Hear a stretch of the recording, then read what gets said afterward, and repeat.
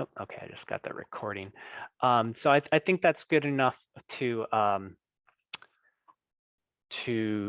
go over for survey results right now. So I'll move on to kind of the pedestrian network. And I do want to mention that there's probably going to be one facility type in my screen is kind of one facility type in the recommendations that you probably haven't heard of, and it's called an edge lane road. And it basically takes a normal 2-lane road, perhaps with room for parking, but definitely one that does not have sidewalks, or most likely does not have sidewalks. It could have sidewalks, but most frequently it does not. But just to demonstrate what it does. So here's a typical roadway configuration: 2 10-foot travel lanes. An edge lane road takes the vehicle space and makes it basically a 1-lane road that handles 2-way traffic. But the key here is that it's low speed and low traffic volume roads, so that you can see oncoming cars, so that cars can react to the oncoming cars, and that now there is space for bicyclists. So this is how it looks like kind of in profile. From above, this is how it looks like. And so here's kind of a normal 1-car configuration with bicyclists riding in either direction. And when there's another car coming, they simply move aside. So there are some places where we've recommended this in the city. You could do it in a lot of places, but it is a relatively new recommendation, new facility in the United States. It's gaining traction. So transportation planners tend to be conservative with where they recommend them. So I just wanted to give you that background there before we dive into some of the. I don't think I've ever seen anything like that. I mean, something like that would be like, I know I've seen like 1-lane bridges where you kind of alternate going over, but could you tell us where might be one place that you would recommend something like that? Yeah. You know, So Eaton Lane, where it has a narrow stretch coming off of Winchester, has it. you mean going through the curve, like up through the trees? Yes, there. And this would be accompanied with some traffic calming, like speed humps, which are kind of a larger speed bump that have a cutout for emergency vehicles. So kind of where Eaton Lane has a sort of cul-de-sac here, and but it continues as a road and opens back up right Yeah, about where further my up. I cursor is there.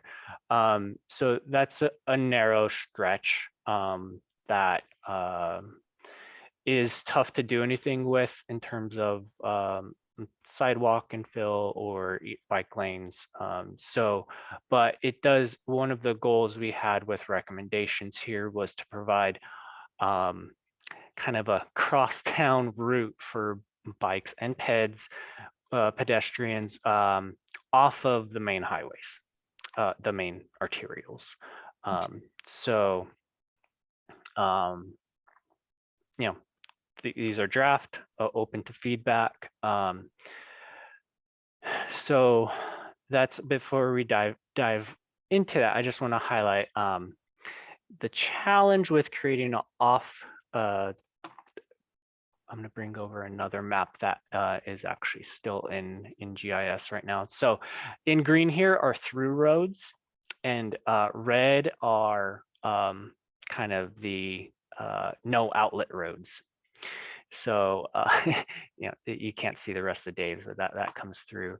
So this was kind of, we had to go back to like you know, how can we get through? We had to kind of visualize things this way. And we didn't recommend things, say, like that wouldn't be part of a crosstown route, like all of these, like via Palomino or Encantada, things like that. We did not, in very few places did we recommend things on roads like that. So we tried to stick to through roads to really get the biggest bang for your buck. Like if you don't want to be on a high arterial, you still want to feel safe, and maybe you get somewhere. That's where we focused recommendations. So I know this isn't the greatest format, but I want to highlight a couple other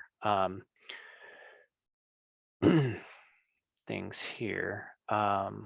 Whoops, I might add, it doesn't look like it's coming through here. It looks like it's classified as something else, but there is a section of Dave's that is recommended as a edge lane road as well. But Dave's actually who we designed a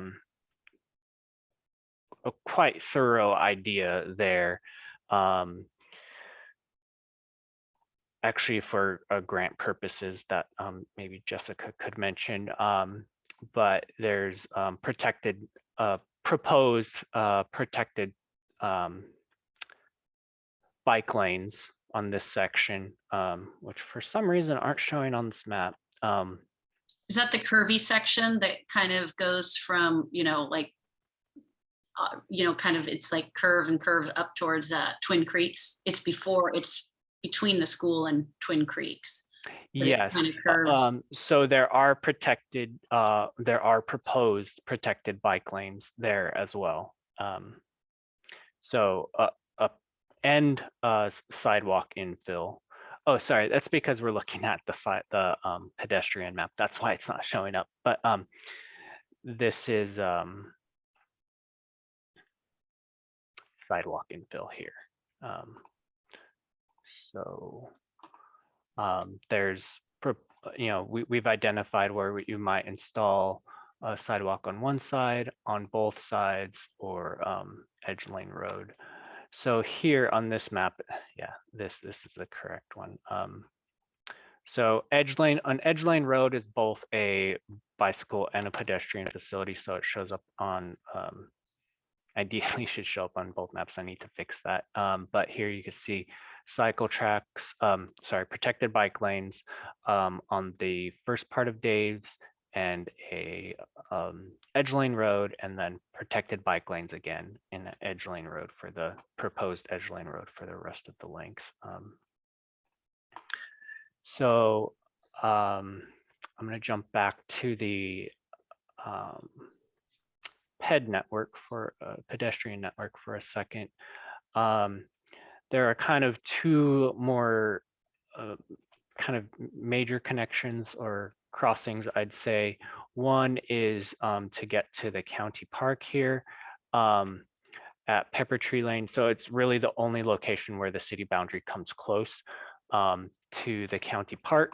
And since county parks are one of the identified priority destinations, and we already knew that going into this before the survey, we were going to prioritize that.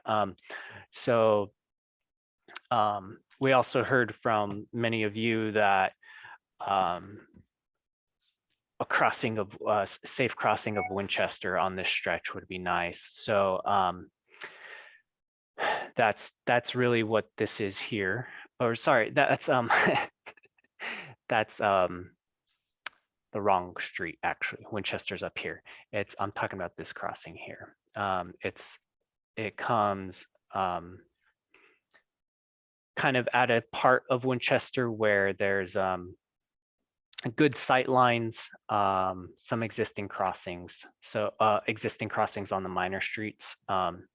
So we thought that'd be a good place to put a safe crossing of Winchester as well. And then this by the county park that's a crossing of University, and that'd be a more visible pedestrian crossing there, because it presumably have higher volumes of pedestrians. So I differentiate in the we're just calling them high cost and low cost for now. These are curb extensions or bulb outs. They do two things. They are intersection treatments that shorten the crossing distance for pedestrians, but they also slow cars as they make turns because they do what we call tighten the turning radius. So you can imagine if you're turning off from a major street onto a minor street, more neighborhood street, and you have kind of only a slight angle to turn, you're going to be able to take that at a higher speed, and that's not good for pedestrians waiting there to cross. What a curb extension does, and a curb extension could be painted. It could simply be striping on the ground, which is the cheapest option. It could be the type of inexpensive vertical flex posts that you see sometimes, and those are used along Winchester. It could those are some of the. There are also some like raised curb type kind of prefabricated raised curbs that could be placed along the curve as well. These are all kind of the lower cost options. And a higher cost would be built a built facility that it's designed, takes in consideration drainage and some higher degree of standards. It's built of concrete and has ADA compliant curb ramps, that sort of thing. So we've differentiated here for where minor roads meet major roads. We've tried to put the higher cost ones on what we would call kind of the higher friction corner, where there would be presumably be higher speed turns from the major onto the minor road, and then from the turn from the minor onto the major road, there would be a lower cost option possibly. So we've put that level of thought into where these are placed. And for it's not identified on these maps, but wherever there are curb extensions, there's not necessarily a sidewalk involved in that, but there should be a crosswalk. And those crosswalks could take different forms. They could be high visibility, or they could be, which would just mean they're the wider stripes parallel to the direction of travel, or they're just the stripes that kind of cross the road in the direction that the pedestrian is moving. So I know I'm talking a lot, but any questions so far? No, well, we have this is a lot to take in, and I'm trying to squint at my Sorry. at my computer. No, that's okay. Will we have an opportunity to digest this for a period of time and come back with maybe more specific questions, or more thoughtful commentary on what's been recommended? Absolutely. Yeah. Okay.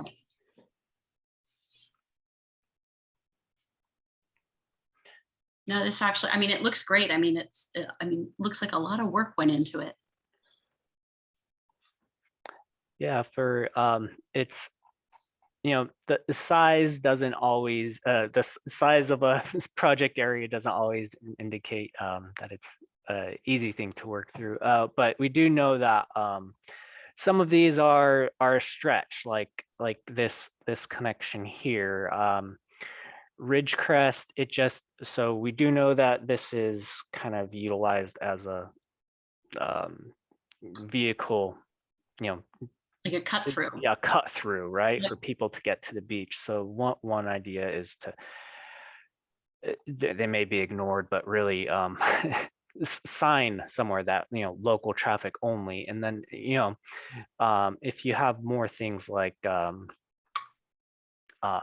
traffic calming, and if the road eventually does narrow to a single lane, edge lane road. I won't call it a single lane road.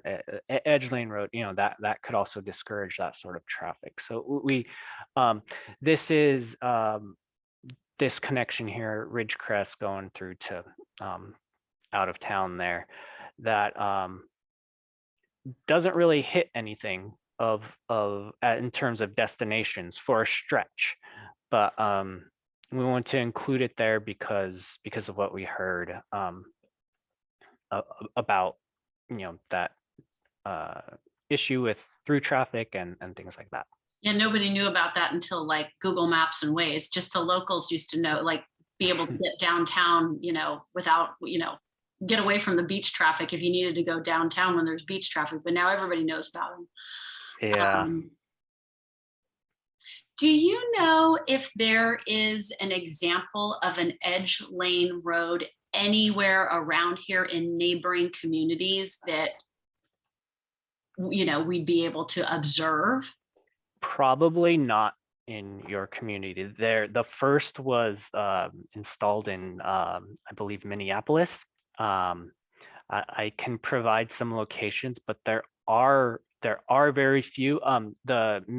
There's an Institute for Transportation Studies at San Jose State. They have a great summary of the characteristics, and I could send this to you. They have a great summary of the characteristics of edge lane roads across the country. Cambridge, Massachusetts, Minneapolis, some of the Pacific Northwest. Yeah, so there are resources. They're relatively, there's a lot of support from them for them in the active transportation community, especially bicyclists. Do you know So how they've been? Do you know how they've been received when they've been put in those communities? The most recent example is actually the city of San Diego, where I am. Okay. And the city did a terrible job of notifying residents, of educating residents, lack of signage. So just that education piece. And it was actually it was in one of my boss's neighborhoods. These went in, and 2 weeks later they were taken out. Okay. Yeah. So there are like cautionary tales out there, but where they are implemented and educated, that they seem to be well received. Okay. Good to know. Yeah. So thanks for bringing it up, Alex. And I'm looking at this map, as Doreen said, I have to squint because they are really small. Yeah. But the one letter we received, and I read the responses on the survey, it just looks like that if we try to put a edge lane kind of street here, citizens might not be very happy about it because we do not have that many bikers, because it's a small town. We don't have places of work around. People usually only bike to schools and parks, as it says on the survey. So once the survey goes out and we get more responses, and people verbalize what they want, are you planning to make changes in these maps you have created, or like convert things from multi-use to bike lane, or maybe more bike network to multi-use, things like that? Yeah. So we definitely can. There's no problem with that. You run into different, so on a road where you would put an edge lane road, the only that's a road that has a certain width that really can't fit anything else other than just a signed bike route. So I don't know if you know the term sharrows, but it's the bike markings in the middle of the road, in the middle of each lane, just letting you know that there's bicyclists sharing the road with you. Right. That's what we call a class 3 bike route or a sharo. According to the Caltrans, the state national standards,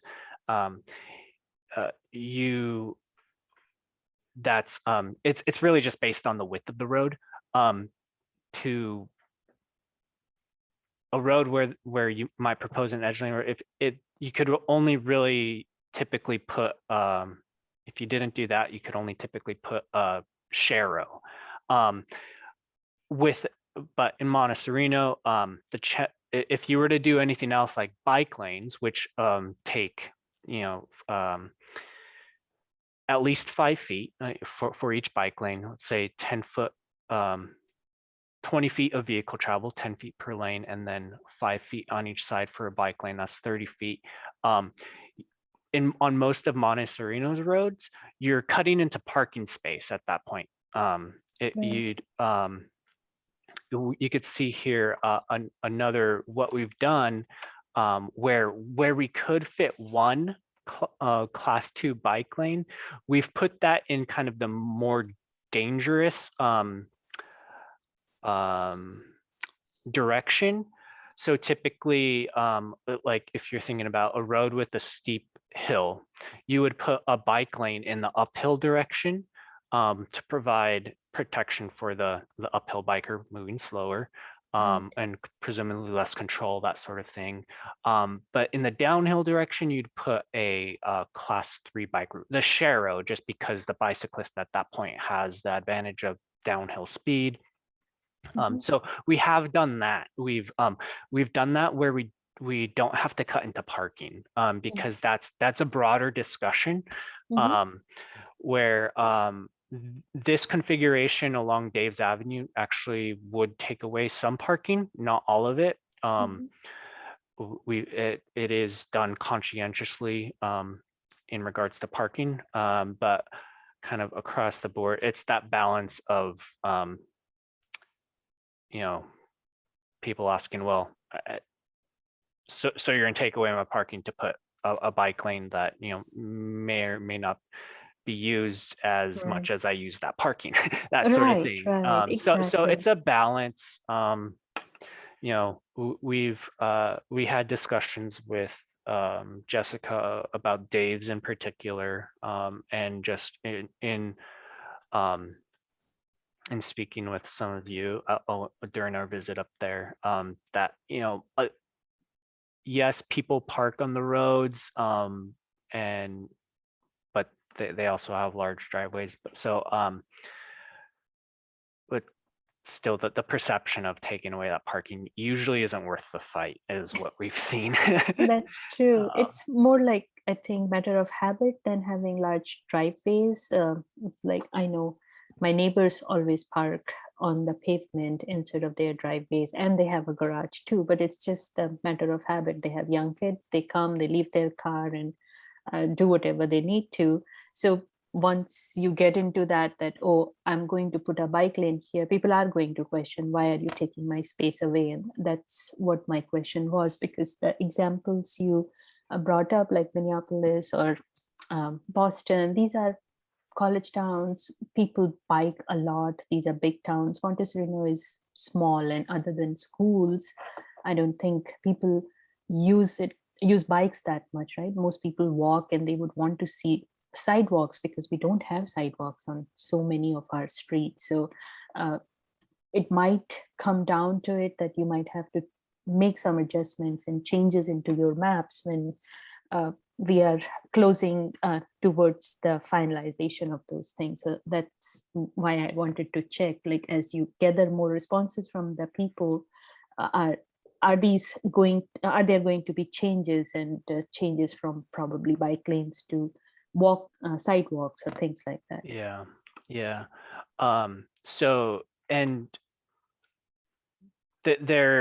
so we did limited sidewalk infill. Well, this is actually the most significant, this section, Eaton, Carl, Vineland. This would require some conversations from the city with landowners concerning their developments in the right of way. Mhm. But it's they're a facility that isn't used. So we also had the discussion with Jessica about there's a very low facility with a small footprint. It's really just a striped walking path on the side of the road. It offers no protection for pedestrians. I talked with our transportation engineer and he said, don't put those there at all. And I said, okay, well, what could we, and he gave another recommendation of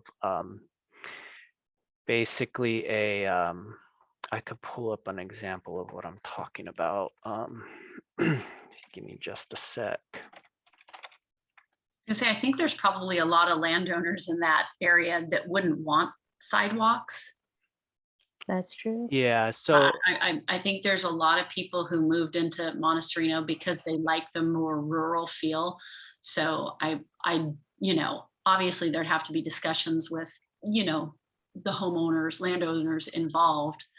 yeah, and yeah, this is yeah, our goal here is to look at the characteristics of the road and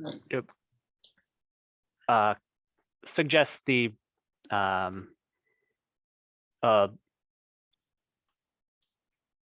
connected network that is probably the least might offer the least friction from landowners, but it's definitely, like, I understand that there's a decision-making process, right? I think you mentioned that. No, exactly. Like I mean, Bruce, and yeah. the recommendations are great. It might be like that would be what to aspire to, but then you have to also consider the reality of the people who live here. And, you know, that's Exactly. Yeah, the Right. character and why they. So you're probably not going to like the title of this article, the quick and dirty fix, right? It's not what you want. But what I'm trying to describe is just that it can be done with parking. And there's a vertical element up, but it's at this point you might as well, you know, you're taking up 5 to 6 feet of street right of way. You if you've got the time and you've got the money, you might as well put in a sidewalk at that point. And you know, this isn't as attractive. I was gonna say, that's not very pretty yeah, at all. No, yeah. So this is more of like we actually, speaking of college towns, Right. that's one of our recommendations currently in a college town for a quick and dirty fix. It's you know, someone Well, if you're in a college town, you probably have a lot of people and it's lot. important to keep the kids safe. Yeah. You know. Correct. So. Exactly. So that's we did not recommend those anywhere. I considered it and I'm like, nah. Those would probably go over like a lead balloon here. So I like that. I know. I can imagine, like, I don't know, 3 years worth of discussions over it, and then by the time our term would be over, right? Yeah. I know. No, but at the very least, the recommendations highlight areas where we as a town need to focus on, because there's maybe inadequacies, you know, when it comes to, you know, whether it's walking or biking, probably more walking. I mean, I see so many people walking around Monte Sereno. I can tell you, nobody bikes up Eaton, because if they do, they're walking their bike because it's just way too steep. Right. Really? But yeah, so but it is something to aspire to and to figure out how we can improve what we have, given our town has changed and a lot in the past 40 years, you know. That's true. That's true. Even I see people around Dave's, their kids are biking, but they are walking behind them. So it is being used as a multi-purpose like the sidewalk is being used as multi-purpose rather than only being for walking or bike. So if we just take this space away and make the street smaller and try to put more bike lanes, it would be a noble thing to do, but I don't know how well it will go with the people around the areas where we are trying to put those. Yeah. And there may be some areas where it makes sense, but I think that that's why I asked if we would have time when to digest this in more detail, if we just get a copy of it. When is the survey going to be open until? Do we know when the survey date's going to close? So we talked about keeping it open. So it's still currently open. Typically we do a week after the like a major outreach event, which would be the picnic this Sunday. Okay. So that could change if you'd like, but that's what we've discussed. So next. I think that makes sense, because after that you're going to head into Labor Day, and if you haven't gotten responses by then, I think that makes sense. Yeah. Thank you so much. That was very helpful and very informative, and I actually look forward to spending a little bit more time and looking at the whole thing, when we have a chance. Yeah, please do. We need feedback. Jessica, do you know when we could get that, or when we would be able to discuss it in more detail? Like, we're here in August, we're doing our August meeting now. Is that something, is it too late to discuss in our next meeting if we get it beforehand? Our next scheduled meeting is for October. We can definitely hold a special meeting if the commission would like to discuss this additionally, other than our regularly scheduled meetings. That's not an issue.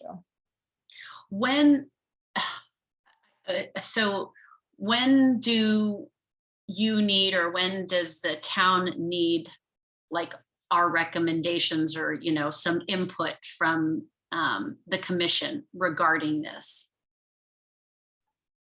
So I do not have our schedule for this project in front of me. Apologies. Alex, do you happen to recall when we wanted to have a draft out? If you're speaking, you're on mute. Sorry about that. So we were shooting to have this done by the end of the year, but that wasn't a hard deadline for any type of funding requirements, that sort of thing. But if let me think.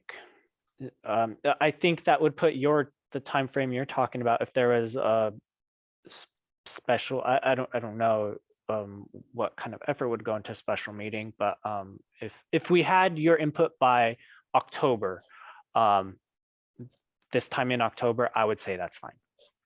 So Jessica, could we put that on the agenda? Because if we could, if each of the commission members could get a copy of the report maybe a few weeks before our October meeting, and we can, do a little homework and be thoughtful, then we can spend some time at our October meeting just providing our comments. And then so that by mid-October, I think that we'd be able to have our comments. Does that make sense?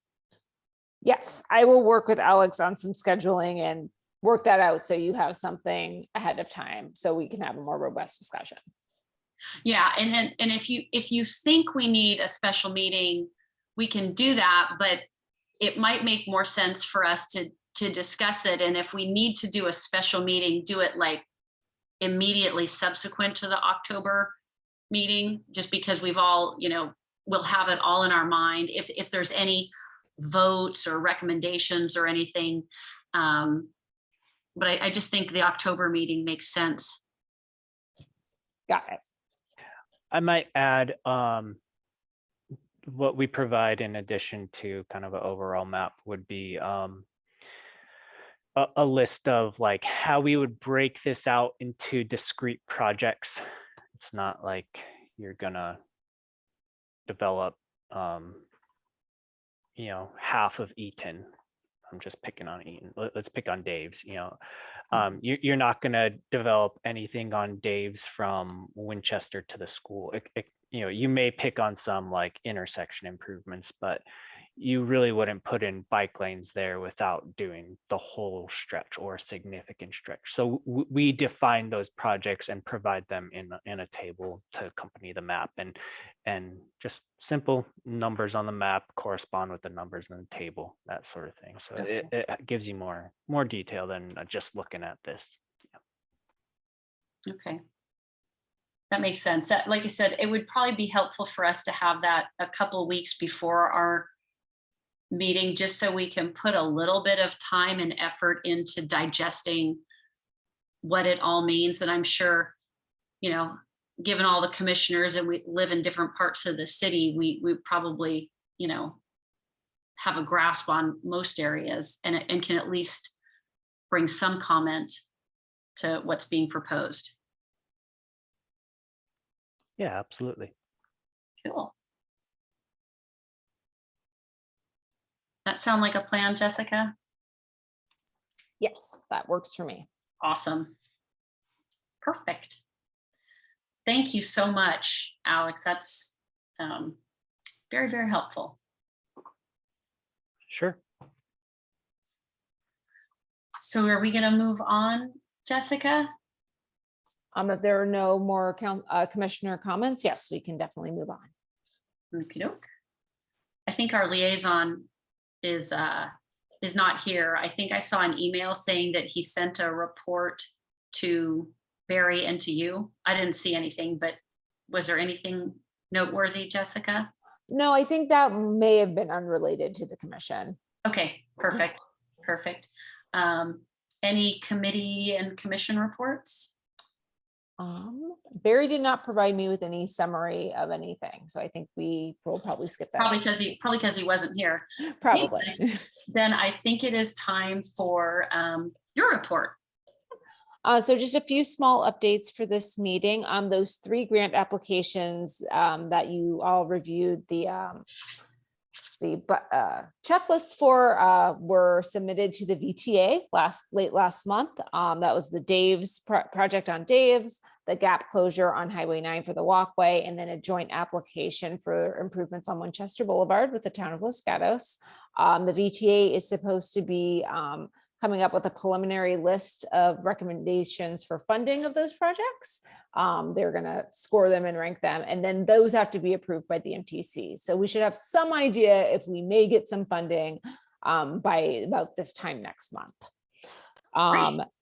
You've probably noticed around the town of Los Gatos that they've started and are almost finished with some of their street improvements for the year. A lot of them touch the city of Monte Sereno, particularly over by City Hall and the Rose area, and then also in the La Rinconada neighborhood.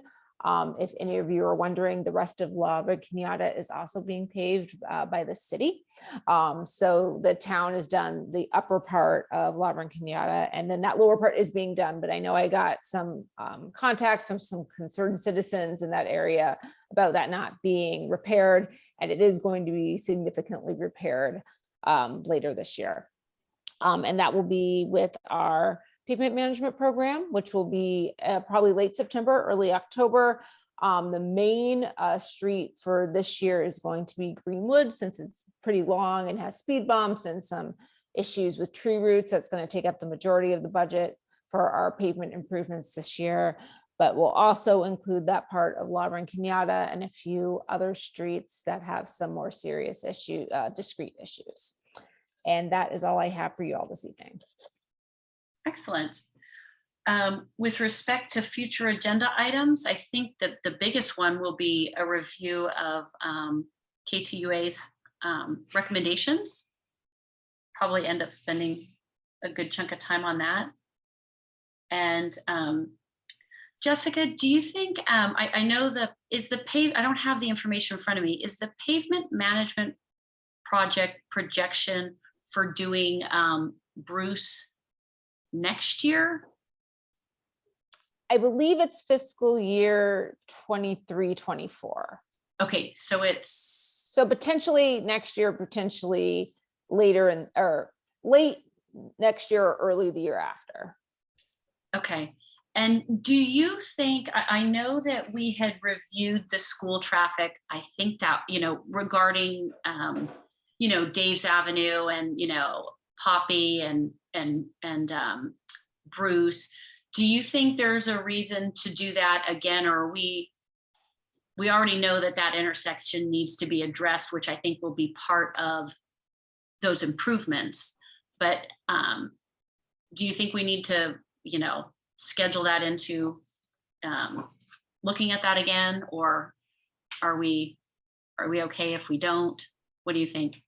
I would say that would be a good conversation to have prior to bidding the project. So closer to that time that we all go over what's included in that project and make sure the full scope of what is expected is in there. Okay, perfect. Because I know we had mentioned that at some point, but that makes sense. All right. Is there anything else? If not, Jessica, can I adjourn the meeting? Yeah, absolutely. Awesome. Thank you, everyone. Thank you, Appreciate your Doreen. time. Thank you, Thank Doreen. you. I think our grand poobah will be back for October. So